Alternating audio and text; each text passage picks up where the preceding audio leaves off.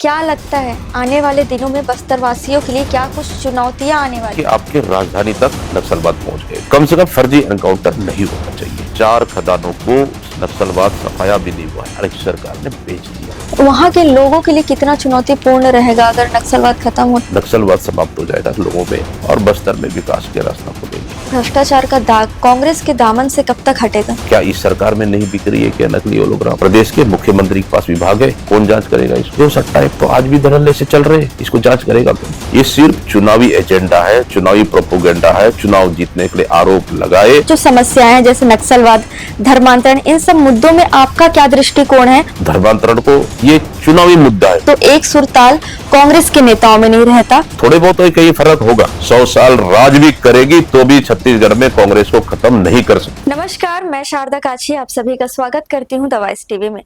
और आज हमारे साथ मौजूद हैं छत्तीसगढ़ पीसीसी चीफ दीपक बैज जी, जो पूर्व में चित्रकूट के विधायक रह चुके हैं, सांसद के रूप में छत्तीसगढ़ के बस्तर का प्रतिनिधित्व भी कर चुके हैं और वर्तमान में छत्तीसगढ़ प्रदेश अध्यक्ष के रूप में हैं और छत्तीसगढ़ कांग्रेस पार्टी के सबसे महत्वपूर्ण और बड़ी जिम्मेदारी उनके हाथ में है।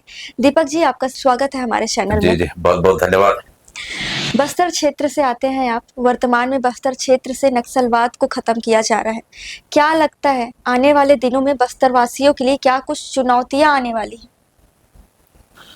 देखिए, जब से छत्तीसगढ़ बना है 2000 से 2003 से कांग्रेस की सरकार थी और 3 के बाद 2018 तक 15 साल भारतीय जनता पार्टी की सरकार रही और 18 में फिर हमारी सरकार बनी 2023 तक और 23 के बाद फिर भारतीय जनता पार्टी। आप देखेंगे छत्तीसगढ़ को ऑल ओवर इस 25 साल में उधर 3 साल और 5-3 8 साल कांग्रेस को मिला काम करने में और 15 और अभी तो लगभग 1.5 साल होने जा रहा है। 16 साल भारतीय जनता पार्टी को काम करने को मिला। जब शुरुआत हुई छत्तीसगढ़ में तो उस समय तो बहुत दूर दूर से नक्सलवाद कुछ बीजापुर जिले कुछ एरिया में और सुकमा जिले कुछ क्षेत्रों में तक सीमित थे, लेकिन 15 साल भारतीय जनता पार्टी की सरकार में नक्सलवाद इतने ज्यादा बढ़ गया और यहाँ तक कि आपके राजधानी तक नक्सलवाद पहुंच गए थे, राजधानी के समीप। और बस्तर, बीजापुर और सुकमा जिला के अलावा यहाँ तो बलरामपुर, कवर्धा और राजनांदगांव, मतलब इन जिलों में तक भी फैल गए थे ना। बाकी मतलब छत्तीसगढ़ के बाकी जिलों में इन 15 सालों में पूरी तरह से फैल चुके थे। और उस 15 साल की याद करें तो बस्तर के आदिवासियों को फर्जी सरेंडर कराना, फर्जी नक्सली के नाम से जेल भेजना, फर्जी एनकाउंटर करना उस 15 साल में भारतीय जनता पार्टी की सरकार में बहुत ज्यादा हुआ, अनगिनत। फिर 2018 में फिर हमारी सरकार बनी। हमारी सरकार बनी तो जब हम लोग बस्तर के 12 विधायक में सिर्फ एक विधायक भारतीय जनता पार्टी के जीते दंतेवाड़ा के और 11 विधायक कांग्रेस के थे 2018 के चुनाव में। लोकसभा चुनाव उसके बाद हुआ 6 महीने, जब लोकसभा चुनाव चल रहे थे दंतेवाड़ा के विधायक भी बम ब्लास्ट में उनकी भी डेथ हो गई, दुखद घटना था। उसके बाद उपचुनाव हुआ तो उस सीट फिर हम लोग जीते, मतलब 12 के 12 विधायक कांग्रेस के रहे। जैसे चुनाव जीते, सरकार बनी 18 में, हम लोग पूरे विधायक मिलके, कांग्रेस के विधायक मिलके मुख्यमंत्री से हमारी चर्चा हुई भूपेश बघेल जी से और हम लोगों ने एक ही चीज कहा कि बस्तर में पिछले 15 साल का दंश हम लोगों ने बहुत करीब से देखा है।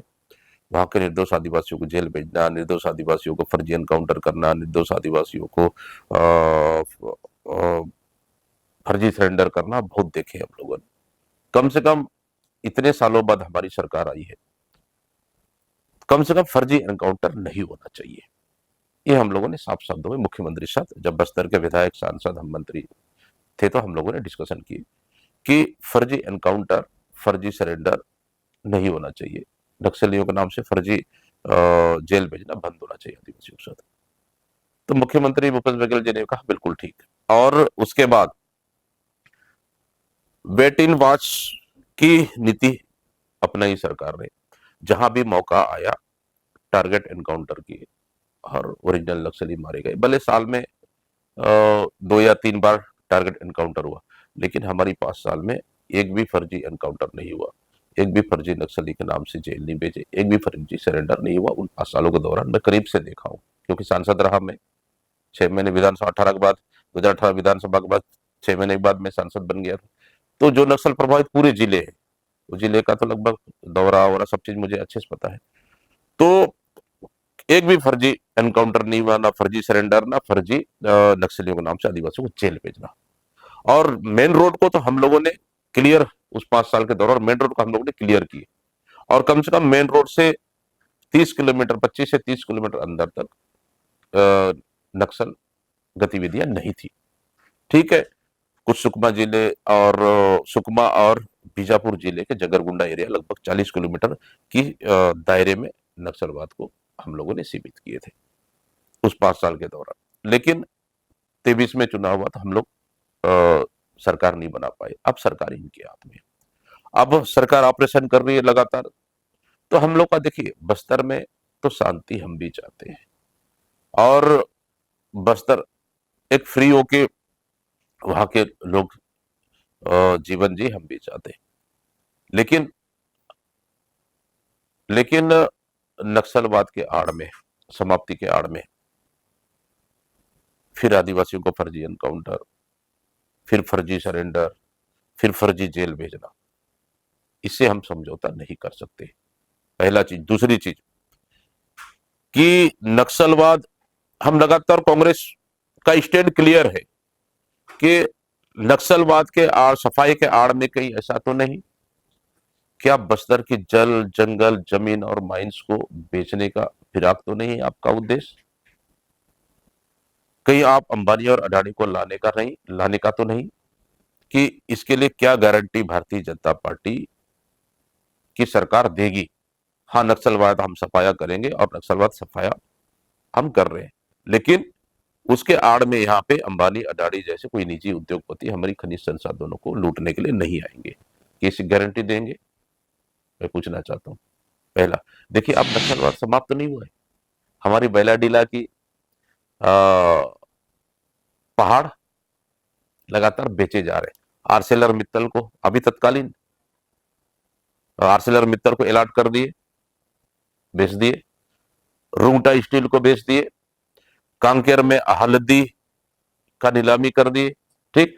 और अभी जस्ट वर्तमान में, अभी 3-4 दिन पहले की घटना है, जो लगभग 25 से 30 साल से अधिक बीजापुर के भोपालपट्टनम में जो कोरंडम पाया जाता है, विश्व स्तरीय कोरंडम पाया जाता है, बहुमूल्य धातु है, खदानें बनती, वो बफर जोन है, वहां तो तेंदुपत्ता तोड़ना मना है, और वहां जेसीबी लगाकर वहां खनन कार्य शुरू किया गया है। अभी ना फॉरेस्ट के वहां बहुत सारे पेड़ों को काट दिया गया, फॉरेस्ट विभाग को पता नहीं, माइनिंग विभाग को पता नहीं, गांव वालों को पता नहीं, और वहां खनन कार्य शुरू किया।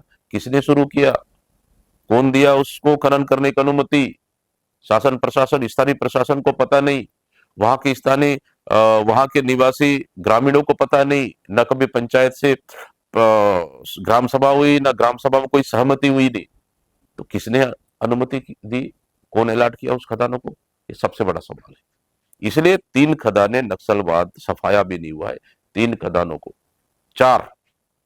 2 बैलाडीला, एक आहलद्दी कांकेर, और चौथा आपका कोरंडम, 4 खदानों को नक्सलवाद सफाया भी नहीं हुआ है, और इस सरकार ने बेच दिया। ये सबसे, जो हम लोग सवाल उठाते थे ना, वो सवाल सबसे बड़ा सवाल है। ये वो सवाल कहीं ना कहीं सही होते दिख रहा है।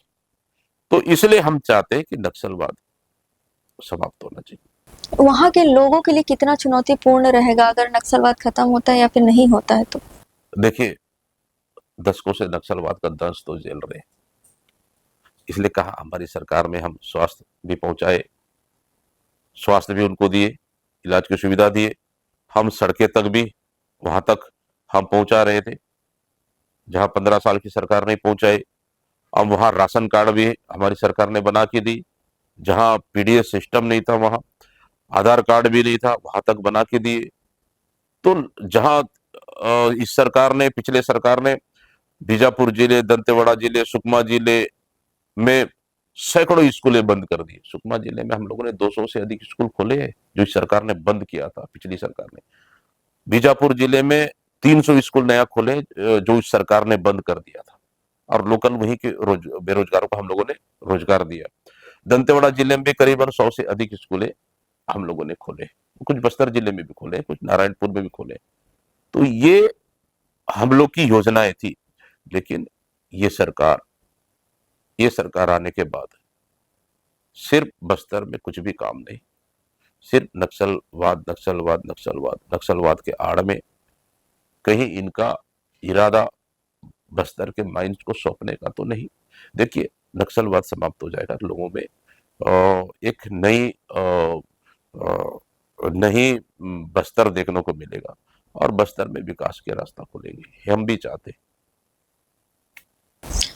पिछली सरकार आपकी थी जिसके बाद भ्रष्टाचार के कई आरोप लगे, कई व्यापारी, कई नेता, कई अधिकारी जेल के सलाखों के पीछे है। क्या लगता है आखिरकार भ्रष्टाचार का दाग कांग्रेस के दामन से कब तक हटेगा? देखिए, भ्रष्टाचार का आरोप लगा, कोल माइंस का आरोप लगा हमारी सरकार के ऊपर, फिर आबकारी का लगा, दूसरा तीसरा लगा महादेव ऐप का। मैं कुछ तीनों पे मैं डिस्कशन करना चाहता हूं कि आबकारी मामले में कुछ अधिकारियां, कुछ लोगों को जेल भेज दिया गया। ये नकली होलोग्राम, नकली शराब, क्या इस सरकार में नहीं बिक रही है क्या नकली होलोग्राम? नकली होलोग्राम तो आज धड़ल्ले से राजनांदगांव क्षेत्रों में, तो धड़ल्ले से रायपुर जैसे क्षेत्रों में कई होलोग्राम, सैकड़ों होलोग्राम, हजारों होलोग्राम आज भी थोक में पकड़ाए हैं, और बकायदा कंपनी बना रही है उसको। और नकली शराब तो गली गली बिक रही है, लेकिन आज इसको जांच करेगा कौन? सबसे बड़ा सवाल, जांच करेगा कौन? और नकली होलोग्राम, नकली शराब, ये दोनों धड़ल्ले से चल रहे हैं, और विभाग किसके पास है? प्रदेश के मुख्यमंत्री के पास विभाग है। कौन जांच करेगा इसको? नंबर एक। ठीक, और आज तो मैं देखा हूं प्रदेश के स्वास्थ्य मंत्री दारू दुकान में जाके जांच कर रहे। इससे बड़ा हास्यास्पद क्या हो सकता है? अरे, आपका विभाग नहीं संभल रहा है, आप अस्पताल जाके जांच करो। दवाई, नकली गोली, नकली दवाई, नकली टीका बन रहा है, उसको ठीक कर लो, उसको ठीक नहीं कर रहे हो। स्वास्थ्य आपके विभाग को छोड़कर आप दारू विभाग में जाके चेक कर रहे हैं, दारू दुकान में सुविधा ठीक ठाक है कि नहीं लोगों को पिलाने के लिए, है नहीं? ये तो दूसरी चीज, कोल माइंस। कोल माइंस तो सरकार ने हमारे ऊपर आरोप लगाए कि पर टन कांग्रेस की सरकार में 25 रुपए लिए। अरे, अब तो 50 रुपए से अधिक ले रहे। अभी देखेंगे, पिछले भारतीय जनता पार्टी का मंडल का अध्यक्ष है पाली थानागार में, मर्डर कर दिए, हत्या कर दी उन्होंने, यही 50 रुपए के मामलों को लेकर, पर टन 50 रुपए वसूली को लेकर। इसको जांच करेगा कौन? धड़ल्ले से चल रहा है, पर टन 50 रुपए, इसको जांच करेगा कौन? दूसरा हो गया। तीसरा, आप महादेव सट्टा ऐप पे आरोप लगा। महादेव सट्टा ऐप तो आज भी धड़ल्ले से चल रहे। हमारी सरकार में एफआईआर हुआ महादेव सट्टा ऐप पे, कई लोगों को जेल भेज दिए गए। हमारे मुख्यमंत्री, हमारी सरकार ने, तत्कालीन मुख्यमंत्री और सरकार ने केंद्र सरकार को चिट्ठी लिखा, महादेव ऐप बंद कराओ, क्योंकि सेंट्रल के अंदर में आता है। पूरे देश में चल रहा है, कोई हमारे छत्तीसगढ़ के अंदर तो नहीं। हमारी हमारी ताकत, हमारी शक्तियां, हमारा अधिकार क्षेत्र तो सिर्फ छत्तीसगढ़ है, छत्तीसगढ़ बाहर तो नहीं है, केंद्र का अधिकार क्षेत्र में। चिट्ठी लिखे, क्या इस मुख्यमंत्री ने, इस सरकार ने एक बार भी चिट्ठी लिखे महादेव बंद करने के लिए? महादेव तो धड़ल्ले से चल रहा है, कमीशन तो यहां से लेके अब दिल्ली तक जा रहा है। तो महादेव सट्टा ये बंद क्यों नहीं हुआ? मतलब कुल मिलाकर ये सिर्फ चुनावी एजेंडा है, चुनावी प्रोपोगेंडा है, चुनाव जीतने के लिए आरोप लगाए।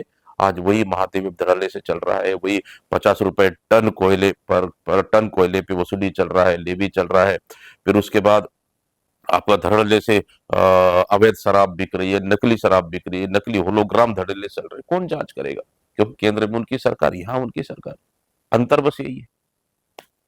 कांग्रेस के युवा नेता के तौर पर आप ही दिखते हैं, कांग्रेस अपनी सेकेंड लाइन लीडरशिप को ठीक से खड़ा क्यों नहीं कर पा रही है? देखिए, अगर लीडरशिप की बात करें तो हमारे पास first line leadership, second line leadership, दोनों लीडरशिप। फर्स्ट लाइन लीडरशिप में अगर देखा जाए, अगर अध्यक्ष को अध्यक्ष को पोस्ट को हटा दें आप, तो सेकंड लाइन लीडरशिप में मैं भी आता हूँ।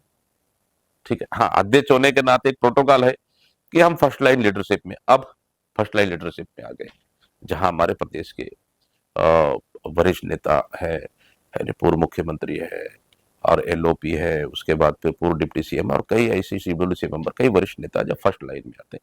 सेकंड लाइन का लीडरशिप हमारे पास ऑलरेडी तैयार है। अभी हम तो चाह रहे हैं कि सेकंड लाइन क्या, थर्ड लाइन, फोर्थ लाइन, हम ग्राउंड लेवल तक, एक बूथ तक के कार्यकर्ताओं को हम उठाए, मजबूत करें, ताकि बूथ मजबूत होगा तो हमारा प्रदेश मजबूत होगा।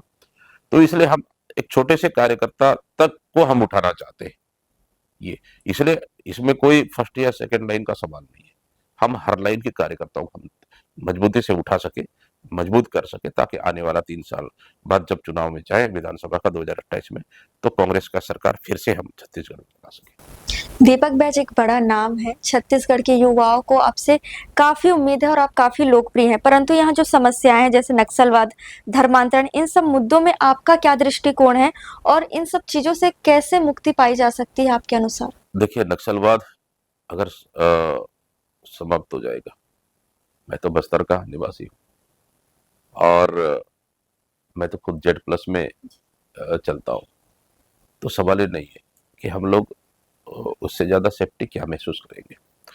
और जो वहाँ गरीब आदिवासी, जहाँ हम जिनको स्वास्थ्य मिलना चाहिए, शिक्षा मिलना चाहिए, सड़कें मिलना चाहिए, पानी मिलना चाहिए, उन बिजली मिलना चाहिए, वो मिलना शुरुआत हो जाएगा और गरीब आदिवासी बच्चों का कम से कम जीवन स्तर उठेगा और सरकार की योजनाएं वहां तक पहुंचेगी। तो इससे बेहतर क्या हो सकता है। दूसरी चीज देखिए, धर्मांतरण कोई मुद्दा नहीं है, धर्मांतरण को मुद्दा बनाया जाता है। भारतीय जनता पार्टी एक धर्मांतरण को, ये चुनावी मुद्दा है, उनका चुनावी मुद्दा है। आप क्या सरगुजा में मिशनरी नहीं है क्या? सरगुजा साइड है, जसपुर में है। आपके दल में 2-2 विधायक हैं, ईसाई कम्युनिटी के 2 विधायक है आपके पास। एक तो आपका कोई मिंज है सरगुजा क्षेत्र के, और दूसरा है एक सीतापुर के एमएलए भी है। एक आप बोल रहे हो कि ईसाई कम्युनिटी का, उस कम्युनिटी से हमारा विरोध है, फिर आप उनको टिकट भी देके एमएलए भी बना रहे हो। दोहरी नीति कैसे हो सकती? मतलब आप सरगुजा में प्यार कर लो और बस्तर में नफरत कर लो, क्यों? चुनावी एजेंट टैक्सी भाई, और क्या है बताइए भाई? आपके पास डबल इंजन की सरकार है, प्रदेश में सरकार है, आप पास देश में सरकार है, कानून क्यों नहीं बनाते आप में हिम्मत है, बाबा साहब अम्बेडकर के संविधान को नहीं मानते हो, बदलाव संविधान बदलना चाहते हो, तो कानून ला दो ना। देखिए, संविधान आप देखेंगे, किसी भी जाति या धर्म में आप जबरन उसको धर्मांतरण आप नहीं कर सकते। हिंदू को मुसलमान नहीं बना सकते, मुसलमान को हिंदू नहीं बना सकते, हिंदू को क्रिश्चियन नहीं बनाते, क्रिश्चियन को हिंदू नहीं बना सकते। अगर कोई व्यक्ति जाने के लिए सहमत है तो उसके कैसे आप रोकोगे? आपके पास कानून है। हाँ, कोई जबरन आपको धर्मांतरण कराया है, धर्म परिवर्तन किया है, धर्म आपको बदलाव किया है, उसके लिए कानून है। कानून से बड़ा तो हम भी नहीं है। कानून है, कानून शरण में जाइए, कानून अपना काम करेगी। सरकार आपके पास है, सब चीज है, लगातार बोल रहे हो विधानसभा में कानून लाएंगे, कानून लाएंगे, कब लाओगे? लेकिन लेकिन लेकिन देश की संविधान देखेंगे, हिंदू, मुस्लिम, सिख, ईसाई, पारसी, बौद्ध, ये भारत के संविधान में सब बराबर है। इसलिए भारत अनेकता में एकता ही भारत देश का विशेषताएं है। लेकिन भारतीय जनता पार्टी को राजनीति कर रहा है तो अलग बात है। जी बिल्कुल। एक सवाल और है मेरा, कांग्रेस के प्रमुख नेताओं में समन्वय क्यों नहीं दिखता? जब भी किसी वर्तमान सरकार विरोध करते हैं तो एक सुर ताल कांग्रेस के नेताओं में नहीं रहता। कहीं कुछ कम्युनिकेशन की कमी आती है, संवाद नहीं हो पाता? क्या नेताओं में आपसी परामर्श नहीं? देखिए, कांग्रेस पार्टी बड़ी पार्टी है और कार्यकर्ता लाखों कार्यकर्ता है, हमारे पास सीनियर नेता भी। कहीं विचारों में भिन्नता हो सकता है, लेकिन मनभेद कहीं पे भी नहीं है, पहला चीज। दूसरा चीज, गुटबाजी, देखिए कांग्रेस में यह है कि हम कोई बात खुल के रख सकते हैं, और मैंने हमेशा भी कहा कि कोई अगर बात है पार्टी मीटिंग में, घर की बात है तो घर के अंदर करना चाहिए। कहीं कुछ बाहर ऐसा बयान आया तो लगा पार्टी अनुशासन के खिलाफ है, हम कुछ लोगों को नोटिस भी दिए, और पार्टी में कहीं पे भी गुटबाजी नहीं है। और थोड़े बहुत वैचारिक मतभेद भी है, तो मैं समझता हूं उसको गुटबाजी नहीं कहा जा सकता। देखिए, असहमति में ही सहमति व्यक्त करना, ये सबसे बड़ा विचार ये सबसे बड़ा विचार है, और कांग्रेस में कहीं ऐसा ज्यादा नहीं। थोड़े बहुत तो कहीं फर्क होगा, लेकिन ज्यादा गैप कहीं पे भी नहीं है। इसका जस्ट उल्टा भारतीय जनता पार्टी को देख ले, आज तक 2 मंत्री पद खाली है, 1.5 साल पूरे होने जा रहे हैं, नहीं बना पा रहे मंत्री पद, जबकि एक से एक भारतीय जनता पार्टी में भी कद्दावर नेता है। क्या आप अजय चंद्राकर जी अपने आप में काबिल नेता है, अमर अग्रवाल जी अपने आप में काबिल नेता है, उसके बाद आप धर्मजीत सिंह जी, वो भी है, धर्मलाल कौशिक भी है, राजेश मूणत जी भी पूर्व मंत्री रहे हैं, और एक से एक कद्दावर नेता है उसमें। लेकिन बेचारे आज सपने पाल के बैठे, कब हमारा नंबर लगेगा। तो कभी विधानसभा में अपने परफॉर्मेंस दिखाने की कोशिश करते हैं, तो कभी पार्टी संगठन के अंदर। एक मंत्री रहे बृजमोहन अग्रवाल जी, अनुभवी मंत्री रहे, 15 साल 20 साल का अनुभव था उनके पास, और मतलब उनका काम करने का स्टाइल अलग था। उनको सत्ता से बाहर निकाल के दिल्ली भेज दिए। तो आपके पास अनुभव की कमी है आज सरकार चलाने में, इसलिए 2 मंत्री आज नियुक्त नहीं कर पा रहे हो। तो हमसे ज्यादा गुटबाजी तो भारतीय जनता पार्टी में है। हाँ, लेकिन यह है कि वहां सिर्फ 2 लोगों की चलती है, तो आप मुंह खोल नहीं पा रहे हो। अंतर इतनी है। आज की बात आपको बता दें, कर्रे गुट्टा पहाड़ पे नक्सली, सॉरी, ये फोर्स का वो ऑपरेशन चल रहा है, 15 दिन से दिख हो गए। आज मुख्यमंत्री बयान देते हैं, कल का बयान है, मुख्यमंत्री बयान देते हैं कि 22 नक्सली मारे गए। उसके 1 घंटा बाद बयान आता है गृह मंत्री का, कोई नक्सली नहीं मारे गए। ये भ्रामक है, झूठ है। तो कितने बयानों में अंतर है। नक्सल जैसे संवेदनशील मुद्दा, गंभीर मुद्दे पे मुख्यमंत्री और उप मुख्यमंत्री का बयान अलग अलग होना, तो ये सवाल खड़े करता है। मतलब हमसे ज्यादा गुटबाजी, हमसे ज्यादा लड़ाई, सत्ता की लड़ाई, कुर्सी की लड़ाई, आपस की लड़ाई, भारतीय जनता पार्टी तो कई गुटों में बटा हुआ है।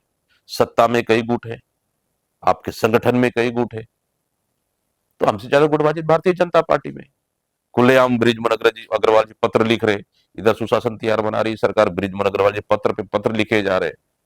तो आपकी ढोल का पोल को तो आपकी भारतीय जनता पार्टी के नेता सांसद बृजमोहन अग्रवाल जी खोल रहे, सांसद विजय बघेल जी चिट्ठी लिख रहे, आपके एमएलए चिट्ठी लिख रहे, फिर सरकार में है कहां स्थिरता। ये सबसे बड़ा सवाल है। लेकिन कांग्रेस में थोड़े बहुत अंतर हो सकता है, लेकिन गुटबाजी जैसा स्थिति कहीं पे नहीं है। देखिए, मैं तो अध्यक्ष हूं, लेकिन मेरे से ऊपर भी आ, हमारे पास सीनियर नेता है। कोई भी बात होता है, एक दूसरे का हम लोग चर्चा करने के बाद ही, सामंजस्य बैठा के ही कोई आगे कार्यक्रम हम लोग फिक्स करके काम करते हैं। तो कहीं कोई गुटबाजी जैसा स्थिति नहीं। कांग्रेस पार्टी का विधानसभा चुनाव हार जाना, लोकसभा चुनाव हार जाना, उपचुनाव, निगम, पंचायत, सारा चुनाव एक एक करके कांग्रेस पार्टी हारती गई। अभी तक आप लोगों ने क्या मंथन किया, क्या लगा, कमी कहाँ रह गई? देखिए, ये तो सच्चाई है कि कांग्रेस छत्तीसगढ़ में इतना अच्छा काम करने के बाद, हम लोगों ने किसानों को पैसा दिया, हम लोगों ने युवाओं को नौकरी दी, युवाओं को बेरोजगारी भत्ता दी, और मतलब माता बहनों के लिए बेहतर जितना हो सके हम लोगों ने ग्रामीण अर्थव्यवस्था मजबूत की। उसके बाद सरकार में नहीं आ पाए, ये तो आश्चर्य की बात थी। लेकिन लोकसभा तो यह है कि पूरा देश का रिजल्ट तो लगभग वही आया। कुछ राज्यों में बहुत अच्छा रिजल्ट आया कांग्रेस के फेवर में, लेकिन बाकी राज्यों में नहीं आ पाया, उसमें से छत्तीसगढ़ भी है। लोकसभा तो छत्तीसगढ़ में देखिए, पूरा इतिहास छत्तीसगढ़ जब से बना है तब से 1 या 2 सांसद से ज्यादा यहाँ पे हम लोग नहीं जीत पाए हैं। तो पिछले समय 19 में देखें, 19 से पहले तो एक ही सांसद रहते थे, 19 में स्वयं मैं बस्तर से जीत के आए तो 2 सांसद हो गए। तो इस समय तो चुनाव लड़े नहीं हम लोकसभा। तो इस तरह से 1 से 2 सांसद से हम ज़्यादा जीत नहीं पाए छत्तीसगढ़ में। ये एक गंभीर, इसको क्या कहना चाहिए, शोध करने की आवश्यकता है। दूसरी चीज़, तीसरी चीज़, उपचुनाव तो सरकार के फेवर में जाता है। हम तो पिछले 5 उपचुनाव हुआ पिछले हमारी सरकार में, पाँचों के पाँचों उपचुनाव हम लोग जीते। ये भारतीय जनता पार्टी सीट को भी हम लोगों ने जीते, जोगी कांग्रेस की सीट को भी हम लोगों ने जीते।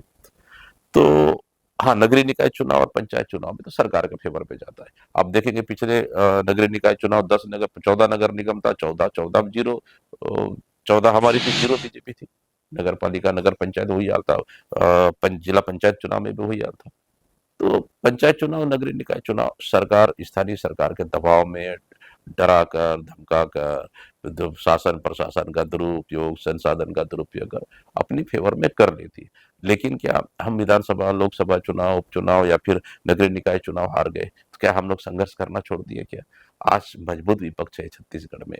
सड़क से लेकर सदन तक का 35 विधायक है हमारे पास, और 35 विधायक बकायदा जनता के मुद्दों को लेकर लड़ाई लड़ रहे हैं। बिगड़ती कानून व्यवस्था को लेकर लड़ रहे हैं, लचर स्वास्थ्य व्यवस्था को लेकर लड़ रहे हैं, शिक्षा व्यवस्था को लेकर लड़ रहे हैं, हमारी छोटी बच्चियों के साथ अनाचार हो रहा है उसको लेकर लगातार लड़ाई लड़ रहे हैं। तो इस तरह की कांग्रेस मतलब ये वेट इन वॉच की राजनीति नहीं कर रही है। कांग्रेस जहां भी लगा जनता के मुद्दे है, बराबर लड़ाई लड़ रही है। गिरोधपुर से 125 किलोमीटर का न्याय यात्रा पैदल हम लोग चल के आए 6 दिन। अभी बस्तर में देखे निजीकरण को लेकर 15 किलोमीटर का पैदल यात्रा। अभी बस्तर में 28, 29, 30 अप्रैल को इंद्रावती नदी पूरी तरह से सूख गई है। बस्तर की जीवनदायिनी नदी है, प्राणदायिनी नदी है, हमारी जीवन रेखा है, उसको बचाने के लिए 40 किलोमीटर का पैदल यात्रा चल के आया हूँ मैं। अब ग्लोर में बच्ची गुम हो गई है 10 किलोमीटर, उसके लिए न्याय यात्रा निकाले।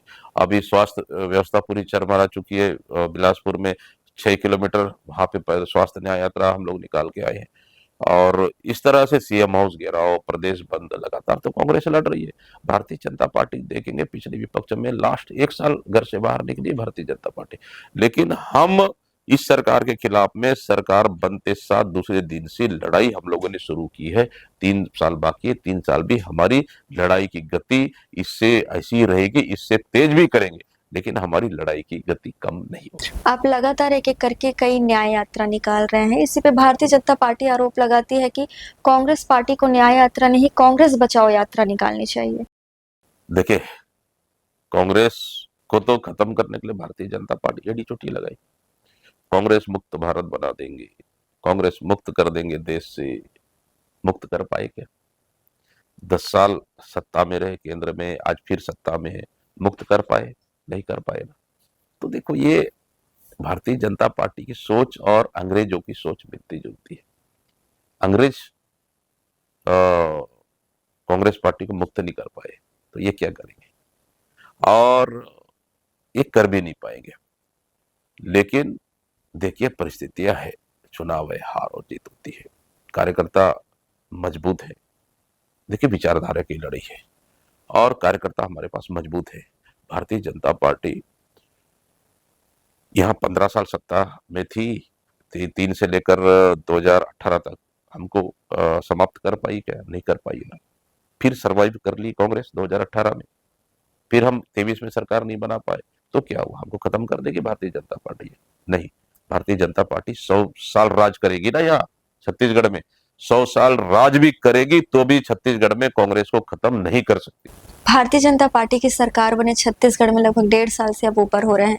क्या लगता है कैसा काम कर रही है भारतीय जनता पार्टी, और क्या कुछ सुझाव पीसीसी चीफ दीपक बैज के द्वारा दिया जाएगा?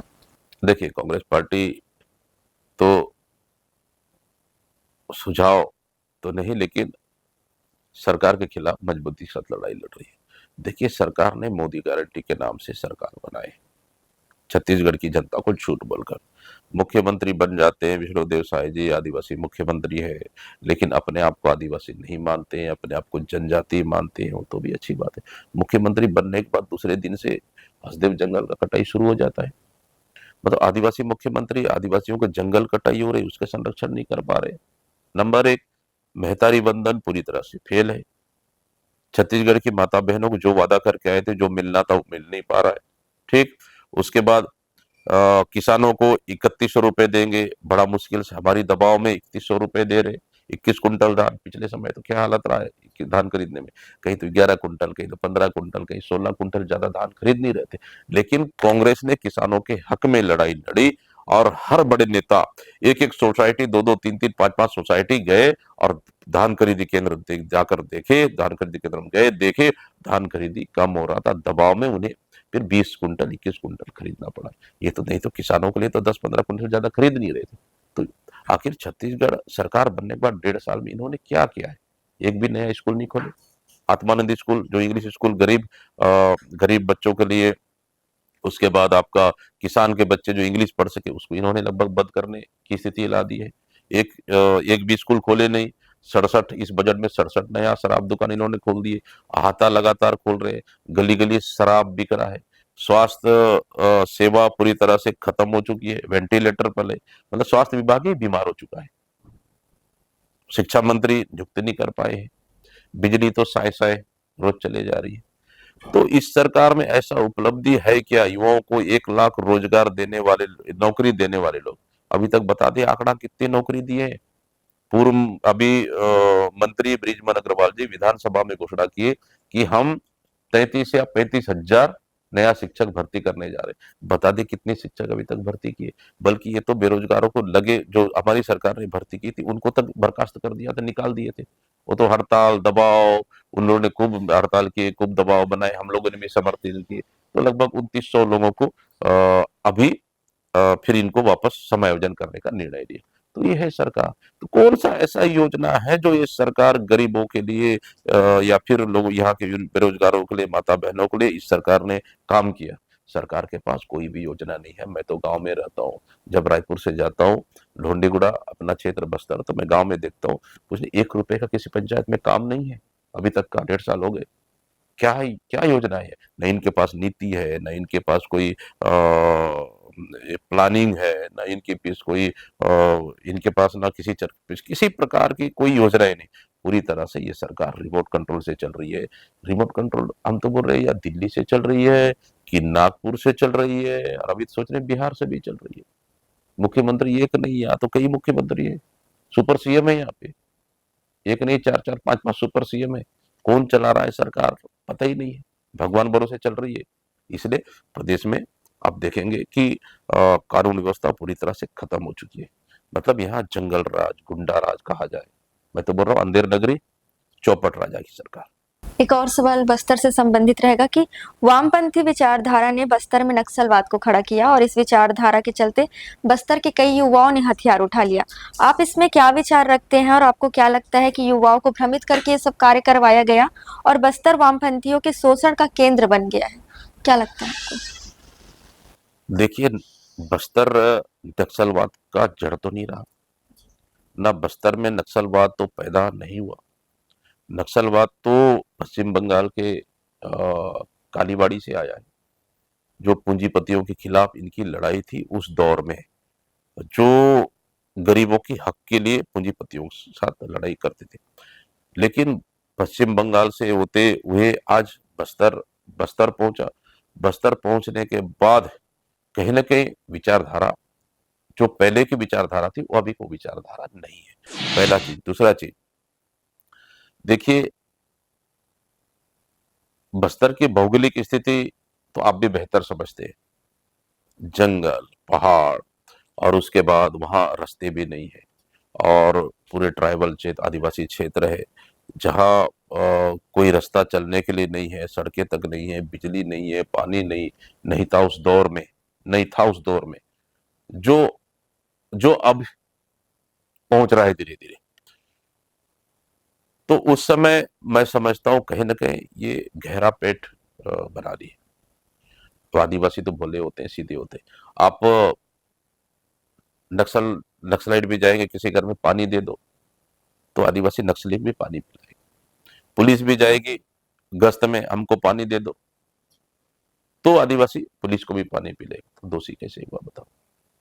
क्योंकि उनके लिए तो उस जंगल में नक्सली भी वो पानी पिला रहा है, पुलिस को भी पानी पिला रहा है। क्योंकि वहां शिक्षा, स्वास्थ्य, बिजली, पानी, सड़कें नहीं पहुंच पाई। लेकिन युवाओं को वहां वहां के शिक्षा के अभाव में युवा कहीं न कहीं हथियार उठाने को मजबूर थे और कहीं न कहीं प्रशासन की उपेक्षा के वजह से भी हथियार उठाने को मजबूर थे।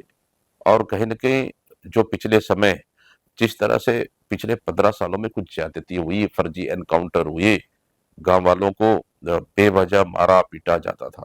इसकी वजह से कहीं न कहीं मजबूरी में हथियार उठाने को मजबूर है। लेकिन अब की जनरेशन में आवश्यकता है आपको कि उन गाँव को हम सड़कों से भी जोड़ें, उन गाँव को हम बिजली भी दे दें, उन गाँव को पीने के लिए साफ पानी भी मिले, उन गाँव के लिए अस्पताल भी मिले, उन गाँव में पीडीएस सिस्टम भी हो और उन गाँव में आपको स्कूल भी मिले। क्योंकि जब तक शिक्षा नहीं पहुँचाएँगे, तब तक उन गाँव को उस गाँव को हम लोग अच्छाई से बाहर नहीं निकाल पाएँगे। इसलिए शिक्षा ही बेहतर माध्यम है और शासन की योजनाएँ वहाँ तक पहुँचनी चाहिए। तब उन युवाओं को हम शासन की योजनाओं से हम जोड़ सकते हैं। नेटवर्क वहाँ तक होना चाहिए, ताकि देश दुनिया की खबरें वो देख सकें। तब हम लोग बस्तर को एक नया बस्तर की ओर, विकसित बस्तर की ओर देख सकते हैं और धीरे-धीरे ये आ रहा है, ये आ रहा है। सरकार किसी की भी बने, अब तो करना पड़ेगा। मैंने कहा कि हमारी सरकार में नक्सलवाद पे बहुत काम किए। ये तो चल रहा है, इसलिए हम युवाओं को हम अभी के जनरेशन युवाओं को और उनकी विचारधारा को शिक्षा से जोड़कर हम कहीं न कहीं बस्तर को हम शांति की ओर ला सकते हैं। दीपक जी, एक सरकार आती है, नई योजना लाती है, दूसरी सरकार आती है, उन योजनाओं को बंद कर देती है। अभी वर्तमान की बात करें तो आत्मानंद स्कूल के लिए पूर्व मुख्यमंत्री जी ने ट्वीट किया और जो नरवा गरुवा बाड़ी था उस योजना को भी अभी वर्तमान सरकार द्वारा बंद कर दिया जाता है। तो क्या ये जनता के साथ छल नहीं है कि एक सरकार आती है, योजनाएं लाती है, दूसरी सरकार आती है, उनको बंद कर देती है? अच्छा सवाल है। देखिए, हमारी सरकार कांग्रेस की सरकार थी 23 से या 18 से 23 तक। हम लोग बस्तर के विकास के लिए पिछले 15 साल में 4 प्रकार के वनोपज खरीदी होती थी और हमारी सरकार आने के बाद 65 प्रकार से वनोपज खरीदी किए और उसका समर्थन मूल्य भी बढ़ाए। महुआ एक समय में सड़कों पर फेंका जाता था, इमली सड़कों पर फेंका जाता था, टमाटर सड़कों पर फेंका जाता था।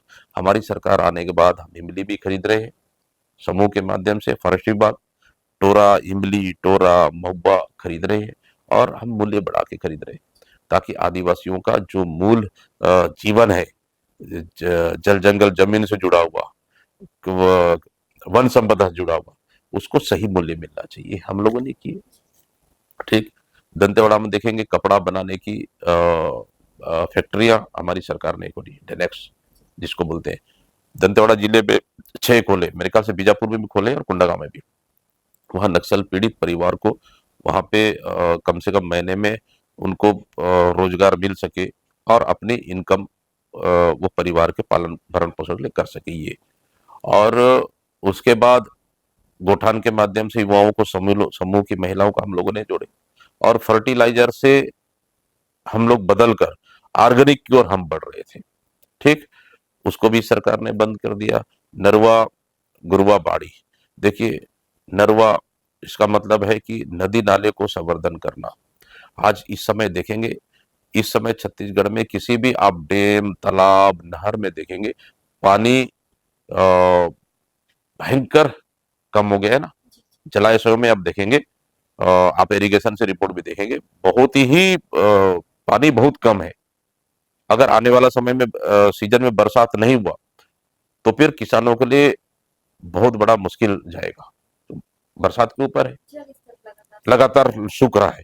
अभी इंद्रावती नदी को बचाने के लिए हम लोग 40 किलोमीटर पैदल यात्रा किए, तो इंद्रावती नदी पूरी तरह सूख चुकी थी। पहली बार इतिहास में, पहली बार अब तक पूरी तरह से कभी नहीं सूखी, वहां तक सूख चुकी थी। चित्रकूट के वाटरफॉल की धाराएं कम हो चुकी थी, वहां पे सैलानी आना बंद हो गई, स्थानीय लोगों को रोजगार मिलना बंद हो गया। तो उसकी लड़ाई, तो कहीं ना कहीं आप नरवा गरवा गुरवा बारीक बंद कर दी, उसके जगह में कोई योजनाएं नहीं। ठीक, आत्मानंद स्कूल हम बस्तर जैसे आदिवासी क्षेत्र, किसानों को, आदिवासी किसान, गरीब परिवार को, मध्यम परिवार को फ्री में इंग्लिश पढ़ने के लिए हमारी सरकार ने योजनाएं बढ़ाई और उस बनाई और उसको उसको मतलब एक प्राइवेट स्कूल से बेहतर उसको मेंटेनेंस हमारी सरकार ने की। सरकार आने के साथ उसको चौपट कर दी। आज चाक और डस्टर तक उपलब्ध नहीं हो पा रहा है। आज का रिजल्ट आप देखेंगे ना, इस ईयर का 10वीं और 12वीं का ऑल ओवर रिजल्ट देखेंगे तो पूरे प्रदेश का आत्मानंद इंग्लिश स्कूल रिजल्ट सबसे ज्यादा बेहतर है, सबसे ज्यादा अच्छा रिजल्ट है। आप ओवर देखेंगे फिर मतलब इस सरकार में हमारी सरकारी योजनाओं को बंद करना, हमारी सरकार ने बनाई बनाई हुई योजनाओं को नाम बदलना, उसके सिवाय कुछ कर ही नहीं रही। देखिए, अगर किसी सरकार ने अगर अच्छा काम किया है, जनता के लिए डायरेक्ट लाभ हो रही है, तो उसको बंद करने की क्या आवश्यकता है बताइए? नहीं होनी चाहिए। अगर देखिए कि कोई आप सरकार चलाए, हम सरकार चलाए, सरकार का मकसद है कि हम अपनी सरकार की योजनाओं को अंतिम व्यक्ति तक पहुंचाए, उनकी आर्थिक स्थिति कैसी मजबूत हो, सरकार की योजनाओं का लाभ उन तक कैसे मिले, ये सिस्टम हर सरकार बनाती है। अगर अंतिम व्यक्ति तक लाभ मिल रही है, अंतिम व्यक्ति अगर आर्थिक रूप से मजबूत हो रहा है, तो उस योजनाओं को बंद करने की क्यों आवश्यकता है बताइए? या फिर आपके पास नई योजनाएं नहीं है? नई योजना भी बंद भी कर दी है, तो आपके पास कोई नई योजना लॉन्च नहीं कर पा रहे।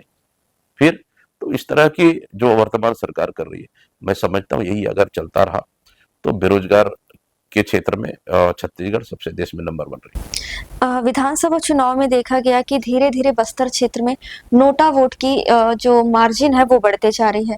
हार जीत की बात करें तो नोटा वोट का भी अंतर काफ़ी हद तक ज़्यादा रहा है। तो कैसे देखते हैं इन सब चीज़ों को आप? ठीक बोल रहे हैं, बस्तर में नोटा अ, का वोट ज्यादा है। आप बात करें तो आप दंतेवाड़ा विधानसभा का भी देखेंगे और स्वयं हमारे विधानसभा का भी है। कहीं ना कहीं हम लोग को इसको तो इसका मतलब ये नहीं कि जनता वोट देना पसंद नहीं करती। आप वोटिंग के लाइन में आप देखेंगे ना, बस्तर में सबसे ज्यादा सात आपका वोटिंग शुरू नहीं हो रहा था तब से बस्तर में सबसे ज्यादा लंबा लाइन रहता है वोटिंग के लिए, और महिलाओं का लाइन सबसे ज्यादा, और वोट देके ही निकलते हैं, चाहे कितनी ठंड भी हो, धूप भी हो, गर्मी हो, बिना वोट देखे नहीं जाते। हाँ ठीक है, विधानसभा चुनाव में ज्यादा मतदान होता है, लोकसभा चुनाव गर्मी की वजह से कम होता है, लेकिन महिलाओं में और युवाओं में मतदान करने का उत्साह तो है। लेकिन हम लोग को जागरूकता की आवश्यकताएं है अभी, कि हमारा वोट अगर घर से बाहर अगर हम जा रहे हैं पोलिंग बूथ तक मतदान करने, तो हमारा वोट सही जाना चाहिए। कुछ कहीं ना कहीं थोड़ा सा अज्ञानता की वजह से आप आपका वोट कभी कभार नोटा में चला जाता है। इसका मतलब ये नहीं कि हमको कैंडिडेट पसंद नहीं है। मैं देखिए, आपको बीजेपी, कांग्रेस, बीएसपी, ठीक है, कहीं कम्युनिस्ट या फिर कहीं आम आदमी पार्टी, बहुत सी पार्टियां तो लड़ती है। कहीं कोई विचारधारा से जुड़ा रहता है तो कोई कैंडिडेट अच्छा लगता है, तो कोई पार्टी अच्छी लगती है, तो कहीं ना कहीं वोट डालेगा। लेकिन मतदाता ये जानते हैं कि कांग्रेस और भारतीय जनता पार्टी दोनों ही ऐसी पार्टी है, दोनों वही अल्टरनेटिव सरकार चला सकती है, बना सकती है। तो थोड़ी बहुत कैंडिडेट के ऊपर भी डिपेंड करता है, और माहौल अलग हो जाए तो अलग बेटर है। तो वोटरों को जागरूकता करने की आवश्यकता है कि आपका वोट नोटा में ना जाए, इसके लिए तो जागरूकता करनी है। एक अंतिम सवाल रहेगा मेरा, पहलगाम हमले को किस तरीके से देखते हैं? और अभी सर्वदलीय बैठक बुलाई गई थी, तो सभी दलों ने अपनी सहमति जताई है कि सेना और सरकार पाकिस्तान के खिलाफ, आतंकवादियों के खिलाफ जो कड़े कदम उठाएगी, उस पे हम साथ देंगे। देखिए, पहलगांव हमला तो पूरे देश के लिए स्तब्ध करने वाली घटना है। पहला चीज तो इस तरह की घटनाएं नहीं होनी चाहिए, क्योंकि जम्मू कश्मीर जैसे जन्नत में और इतनी फोर्सेस होने के बाद 2000 लोग उस टूरिस्ट प्लेस में हर दिन रहते हैं, वहां पे फैमिली सहित, बच्चे सहित जाते हैं, वहां कोई सुरक्षा नहीं। आखिर 4 आतंकवादी AK-47 लेके अंदर आते हैं और 40 मिनट से 45 मिनट तक पूछ पूछ कर गोली चलाते हैं, परिवार के सामने, बच्चों के सामने मार डालते हैं, तांडव करते हैं 40 मिनट से ऊपर। उसके बाद आसानी से फिर AK-47 लेके निकल जाते हैं। तो ये सबसे बड़ा सवाल ही है, आखिर आए कैसे? घटना इतना लंबा टाइम तक की है, फिर वापस निकल भी गए, तो इसकी जिम्मेदारी किसकी है? ये पहला चीज। लेकिन इन परिस्थिति में भी कांग्रेस पार्टी ने राजनीतिक नहीं की। देखिए, सुरक्षा सबसे बड़ा सवाल है कि अगर सुरक्षा होती तो शायद घटना नहीं होता। ये मैं नहीं, ये तो उस घटने में मारे गए वो परिवार भी कह रहा है सुरक्षा क्यों नहीं था। सुरक्षा होता तो आज हम सुरक्षित होते, हमारा परिवार सुरक्षित होता। ये वहां सुरक्षा थे नहीं, ये परिवार वाले भी उठा रहे सवाल। तो सुरक्षा अगर रहता तो शायद नहीं होता। सरकार के पास, सेंट्रल गवर्नमेंट पास शायद आईबी, एलआईबी और इंटेलिजेंस इनपुट भी था, तो फिर समय पे रोकने की प्रयास क्यों नहीं हुई ये। लेकिन ठीक है, घटना हो गई। तब भी कांग्रेस पार्टी ने राजनीति से ऊपर उठकर सरकार से कहा कि विषम परिस्थिति में सरकार जो निर्णय लेगी हम सरकार के साथ खड़े हैं, क्योंकि ये घटना, आतंकी घटना पूरी देश को स्तब्ध कर दिया और उन परिवार को न्याय मिलना चाहिए। ये लगातार हमारे नेता राहुल गांधी जी और मल्लिकार्जुन खड़गे जी लगातार कहते रहे। सीडब्ल्यूसी कई बार कई दफे बैठकें भी हुई और सरकार साथ बराबर खड़े भी रहे। राहुल गांधी जी पीएम से मुलाकाती चर्चाएं भी हुई, भरोसा भी दिलाया उनको कि हम पूरी तरह सरकार के साथ में हैं। मैं कांग्रेस का विचारधारा का हूँ, वहां तक तो ठीक है। लेकिन सबसे पहले तो मैं देश का नागरिक हूँ, मेरी जिम्मेदारी भी बनती है हम देश के साथ इस घड़ी में खड़े रहे बराबर। और विचारधारा से जुड़ा हूँ कांग्रेस से। कांग्रेस पार्टी पूरी समर्थन कर रही है कि हम सेना के हर निर्णय के साथ, हर विषम परिस्थिति में उनके साथ खड़े हैं। इसलिए इस जो आतंकी ठिकानों को सेना ने नेस्तनाबूद कर दिया, इसलिए हम लगातार कहते रहे कि सेना की वीरता, उनकी शौर्यता को हम सलाम करते हैं। इसलिए आज भी हर परिस्थिति में, अभी तो 2 दिन हुए, अभी भी माहौल दोनों में गहमा-गहमी चल रही, आगे पता नहीं कितने दिन और रहेंगे, तब भी हम देश के साथ बराबर खड़े हैं। आपका बहुत बहुत धन्यवाद हमारे साथ। तो आज कांग्रेस पार्टी के एक ऐसे युवा नेता हमारे साथ मौजूद थे जिनकी भाषा बहुत संयमित और विषय चाहे कुछ भी हो अपना आपा नहीं खोते। बस्तर ने हमें कई बड़े नेता दिए हैं, हम भी आपको उसी क्रम में देखते हैं। आपका समय देने के लिए बहुत बहुत धन्यवाद।